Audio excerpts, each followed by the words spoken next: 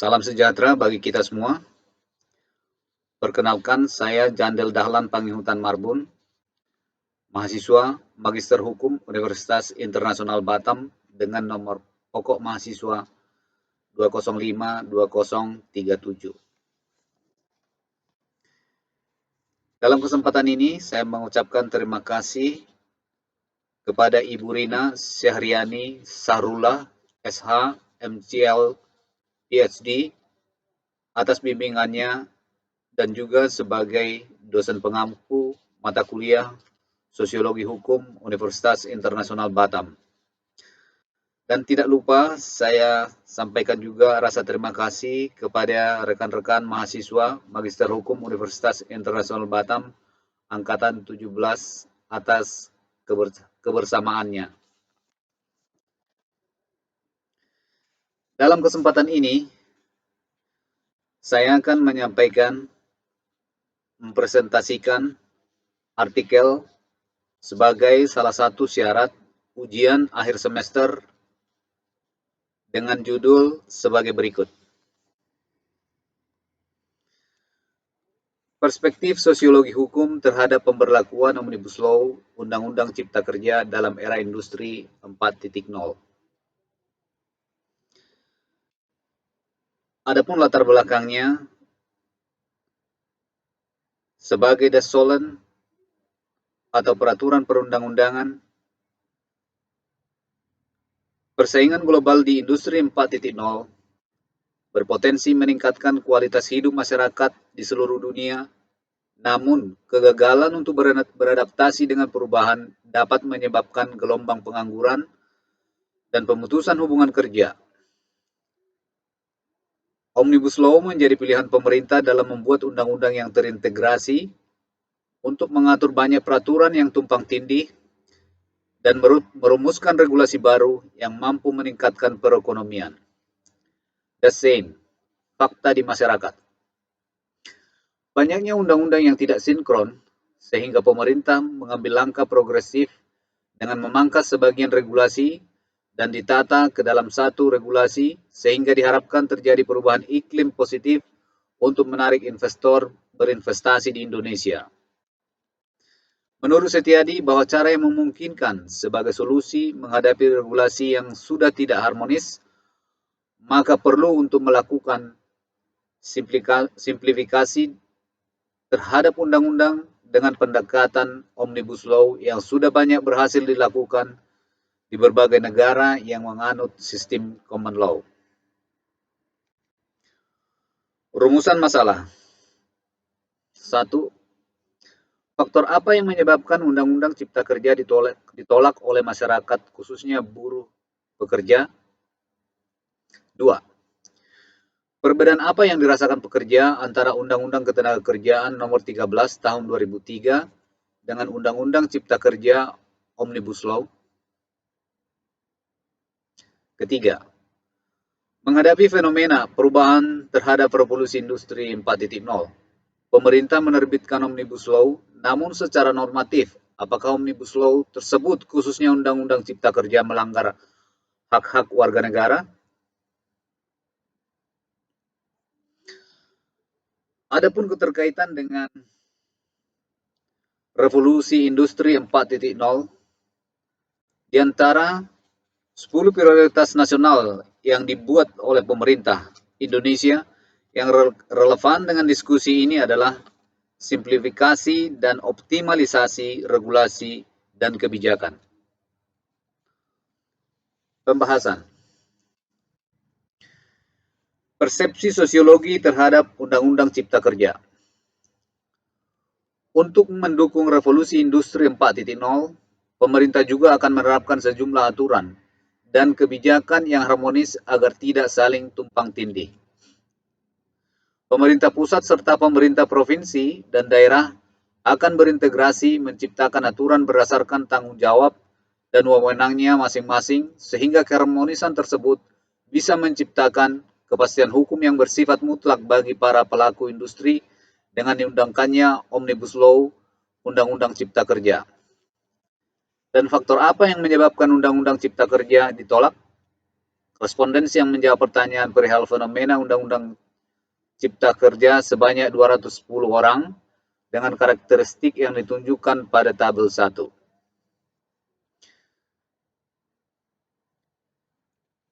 Berikut penjelasan pada tabel 1. Menunjukkan bahwa responden memiliki pengalaman kerja yang sangat baik, yaitu responden memiliki pengalaman kerja terbesar adalah 38,8% berpengalaman 10 hingga 15 tahun, sementara berpengalaman 5 sampai dengan 10 tahun sebesar 27,1%. Usia responden terlihat masih produktif, yaitu hanya 13,3% yang berusia lebih dari 50 tahun. Sementara yang berusia di bawah 40 tahun sebesar 49%, dan usia menengah 41 hingga 50 tahun sebesar 37,6%. Berdasarkan hal tersebut, disimpulkan bahwa responden dapat mewakili populasi secara kriteria yang diperkuat oleh data yang menunjukkan bahwa 78,6% responden paham serta 6,2% sangat paham perihal Undang-Undang Cipta Kerja. Tabel 2. Sumber informasi masyarakat perihal Undang-Undang Cipta Kerja. Sumber informasi yang diperoleh masyarakat perihal Undang-Undang Cipta Kerja berdasarkan tabel 2 menunjukkan bahwa yang terbesar adalah 61,9% dari media televisi ataupun media online. Disusul informasi dari teman kerja, atasan sebesar 12,4%. Berasal dari manajemen perusahaan sebanyak 10,5%. Kemudian informasi dari serikat pekerja sebesar 7,6%. Serta informasi dari saudara keluarga hanya 6,2%. Tabel 3, manfaat Undang-Undang Cipta Kerja bagi masyarakat. Sebanyak 61% responden berdasarkan tabel 3 menyatakan bahwa manfaat Undang-Undang Cipta Kerja mampu memberikan kepastian hukum, dan sebanyak 11,4% menyatakan dapat membuka lapangan usaha baru, serta juga sebanyak 11,4% menyatakan dapat membuka lapangan kerja baru. Undang-Undang Cipta Kerja tersebut dapat berimplikasi memberantas pungli, sebagaimana dinyatakan oleh responden sebesar 6,2%. Namun hanya 2,9% menyatakan Undang-Undang Cipta Kerja tidak bermanfaat. Tabel 4. Faktor yang merugikan masyarakat dampak dari Undang-Undang Cipta Kerja.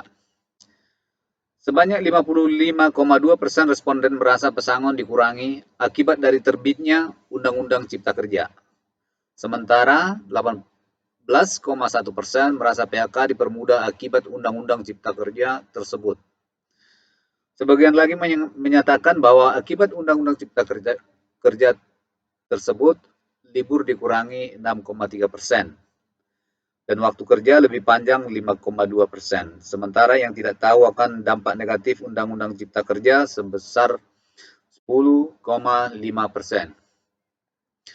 Berdasarkan persepsi sosiologi masyarakat terhadap terbitnya regulasi Undang-Undang Cipta Kerja, dapat disimpulkan dua hal penting, yaitu: 1. Sebanyak 84,2% masyarakat paham dan sangat paham perihal Undang-Undang Cipta Kerja, yang informasi diperoleh dari media televisi online sebanyak 61,9%.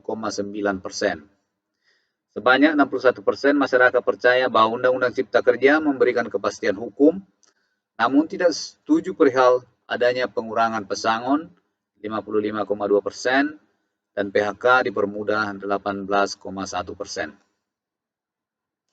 Pembahasan. Hasil penelitian Sulistyo menyimpulkan bahwa Undang-Undang Cipta Kerja Nomor 11 Tahun 2020 memberikan perlindungan yang lebih konkret terhadap hak pekerja dalam permasalahan PHK dibandingkan regulasi sebelumnya. Hal tersebut didukung oleh hasil penelitian Wibowo dan Herawati menunjukkan bahwa pasal 151 Undang-Undang Cipta Kerja mengenai PHK memiliki aturan terhadap cara-cara PHK yang lebih detail dibandingkan dengan Undang-Undang Nomor 13 Tahun 2003. Pengecualian PHK terdapat dalam Pasal 153 Undang-Undang Cipta Kerja yang dengan jelas menyatakan bahwa PHK tidak dapat dilakukan dengan cara sepihak dan merugikan para pekerja atau buruh. Perlindungan hukum mengenai PHK secara sepihak telah diatur dalam Pasal 153 Undang-Undang Cipta Kerja yang dimana dalam pemutusan hubungan kerja, pengusaha sangat tidak diperbolehkan untuk melakukan pemutusan hubungan kerja secara sepihak kecuali keadaan yang memaksa untuk PHK. Sebagaimana pengaturan dalam Undang-Undang Nomor 2 Tahun 2004 tentang penyelesaian perselisihan hubungan industri, sementara Undang-Undang Nomor 13 Tahun 2003 pada prakteknya seringkali menimbulkan ketidakpastian hukum. Sebagaimana hasil dari penelitian Angelia menunjukkan bahwa perlindungan hukum terhadap pekerja di PHK dalam hal efisiensi perusahaan terdapat dalam pasal 164 ayat 3, akan tetapi dalam hal ini pengusaha dan pemerintah belum menerapkannya sehingga hal tersebut menjadi suatu bentuk ketidakadilan bagi pekerja yang kehilangan pekerjaannya tanpa melakukan suatu kesalahan. Penelitian Mayasari berpendapat bahwa dalam iklim berusaha yang penuh dengan persaingan global di era revolusi industri 4.0, maka diperlukan reformasi dan revolusi hukum untuk memperbaiki hyper regulation dan tumpang tindih antara satu regulasi dan lainnya, sehingga mampu menciptakan kesejahteraan sosial bagi seluruh rakyat Indonesia. Sementara Mahfud menyatakan bahwa dari perspektif sosiologi hukum dapat dikaji penyebab perlawanan masyarakat dalam pengesahan Undang-Undang Cipta Kerja, sehingga diperlukan pendekatan informasi yang lebih multikultural sehingga tujuan dan substansi Undang-Undang Cipta Kerja dapat dipahami oleh masyarakat. Dengan demikian, menurut Ansari, Omnibus Law menjadi pilihan pemerintah dalam berinovasi terhadap perbaikan regulasi untuk peningkatan ekonomi, yaitu menata beberapa regulasi yang saling tumpang tindih menjadi satu regulasi yang efektif. Ramadan juga berpendapat bahwa Undang-Undang Nomor 11 Tahun 2020 tentang Cipta Kerja dibentuk untuk menciptakan iklim kondusif bagi investasi dengan mereformasi regulasi di bidang perizinan berusaha. Dan sebelumnya, Omnibus Law di Indonesia sudah pernah diterapkan, yaitu dalam TAP MPR Nomor 1 Tahun 2003, Undang-Undang Nomor 23 Tahun 2014 tentang pemerintahan daerah, dan Peraturan Pemerintah Nomor 20 Tahun 1994 tentang kepemilikan saham dalam perusahaan.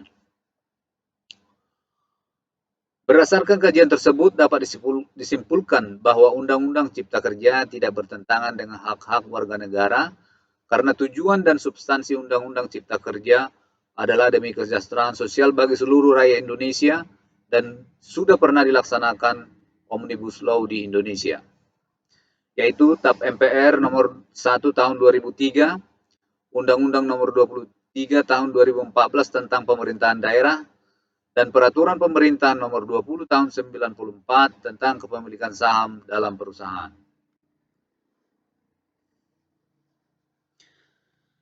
Sebagai kesimpulan, 1. Untuk menghindari distorsi terhadap proses sosialisasi Undang-Undang Cipta Kerja, dari mulai perencanaan, proses, hingga penetapan perlu melibatkan media secara terbuka, transparan, dan akuntabel, sehingga informasi perihal substansi regulasi mampu menghindari konflik-konflik atas Undang-Undang Cipta Kerja tersebut, terutama pada perubahan perhitungan pesangon dan isu PHK yang dipermudah. Kedua, perihal PHK yang menjadi fenomena penolakan di masyarakat, berdasarkan hukum normatif, Undang-Undang Cipta Kerja disimpulkan memiliki kepastian hukum yang lebih melindungi masyarakat daripada Undang-Undang Ketenagakerjaan Nomor 13 Tahun 2003. Namun besarnya pesangon secara substantif di Undang-Undang Nomor 13 Tahun 2003 lebih menguntungkan masyarakat bila dibandingkan dengan Undang-Undang Cipta Kerja. Undang-Undang Cipta Kerja tidak bertentangan dengan hak-hak warga negara, karena tujuan dan substansi Undang-Undang Cipta Kerja adalah demi kesejahteraan sosial bagi seluruh rakyat Indonesia dan sudah pernah dilaksanakan Omnibus Law di Indonesia, yaitu TAP MPR nomor 1 tahun 2003, Undang-Undang nomor 23 tahun 2014, dan Peraturan Pemerintah nomor 20 tahun 1994. Hadirnya industri 4.0 di samping membuka peluang kerja di sisi lain juga telah menghilangkan beberapa jenis pekerjaan. Perubahan yang terjadi terlihat jelas di basis produksi dan share resiko tersebut. Bahkan basis produksi yang dahulunya hanya mengumpulkan di satu pihak, pada industri 4.0 justru basis produksi tersebar ke pekerja.